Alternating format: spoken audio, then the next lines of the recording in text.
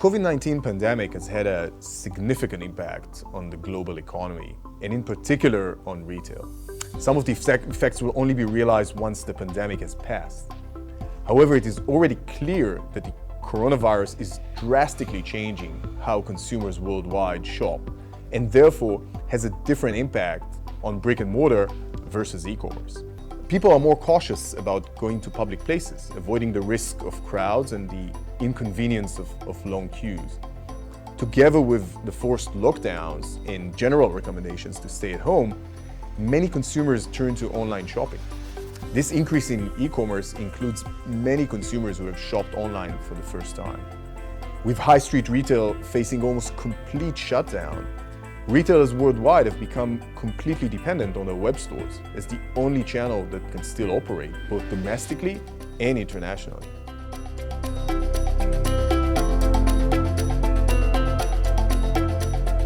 Globally, we've seen that once a region was affected by COVID-19, there was a sharp increase in non-discretionary buying during the first 4 to 8 weeks of the outbreak, and a short-term drop in demand for discretionary products as concerns about the economy and personal finance increase.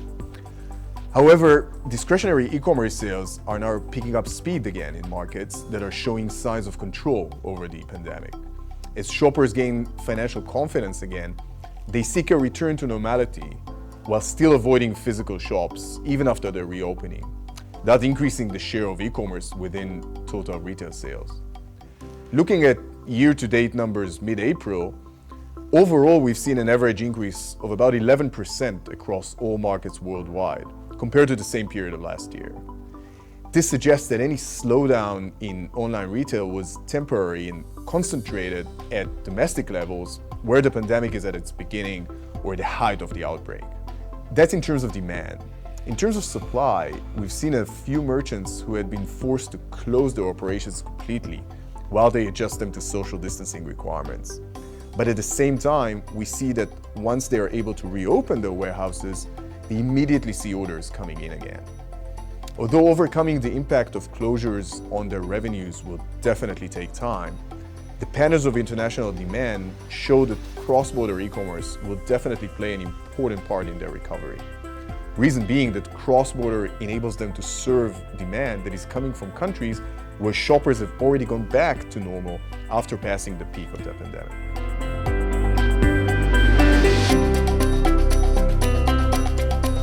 No, we've seen the impact on e-commerce has a direct correlation with the impact of the pandemic in different regions.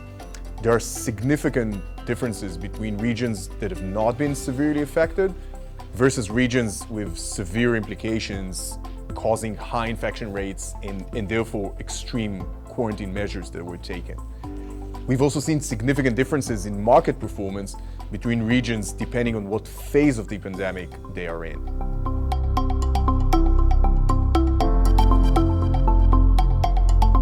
COVID-19 has certainly brought with it new challenges, also in terms of delivery and logistics.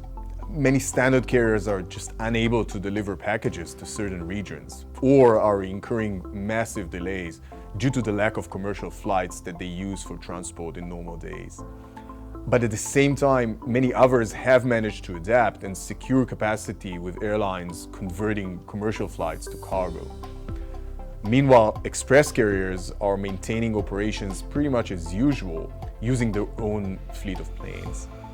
For retailers in highly affected regions, we have witnessed, as I said before, occasional disruptions to their distribution center operations due to temporary shutdowns, but those have been few and usually limited to a 2 to 3 week period at most.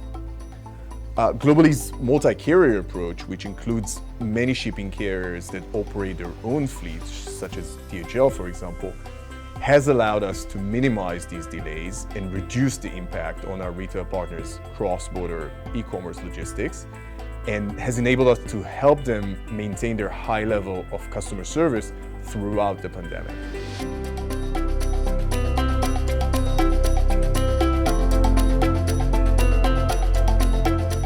The short answer is yes. Our analysis of the import e-commerce trends during the last 4 months across over 350 retailers and brands selling internationally show that while results vary, of course, from market to market, depending on the severity of the situation and where the country stands in terms of the curve, there is nevertheless a clear overall indication of recovery following the peak in infections. If we take Italy as an example, one of the countries that were hit the most hard by the pandemic, we saw sales decrease by 76% or so during February and March, the months seeing the worst of the crisis for that country.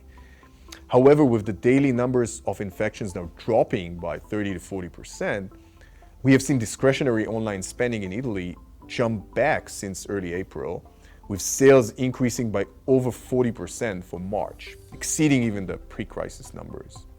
Another interesting example is the Gulf countries in the Middle East. These countries implemented widespread lockdowns from the early beginning, yet we saw cross-border online trading continue pretty much at similar levels, even during February and March. And more recently, with the approach of Ramadan and the holiday gifting associated with it, we have seen sales in April increase dramatically to levels several times greater than what we saw pre-corona.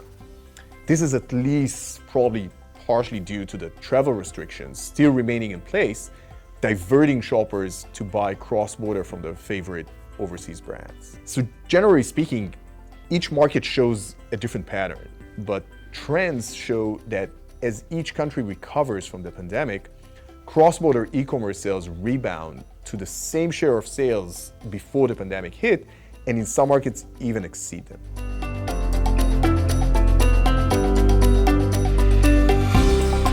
The past decade has seen global e-commerce grow at a rapid rate, about 4.5 times the rate of non-e-commerce sales. And e-commerce was predicted to reach over 20% of total retail sales worldwide before the crisis hit.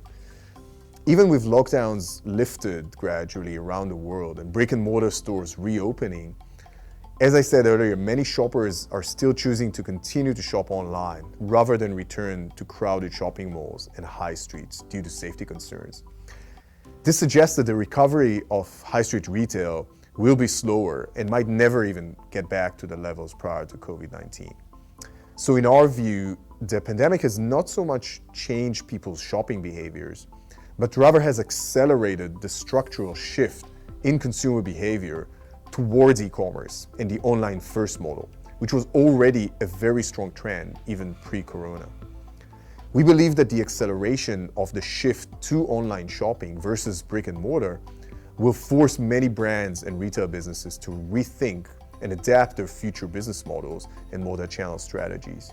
The COVID-19 pandemic has underscored this structural change. More specifically for brands and retailers, it has made the importance of having a global e-commerce strategy in place clearer than ever.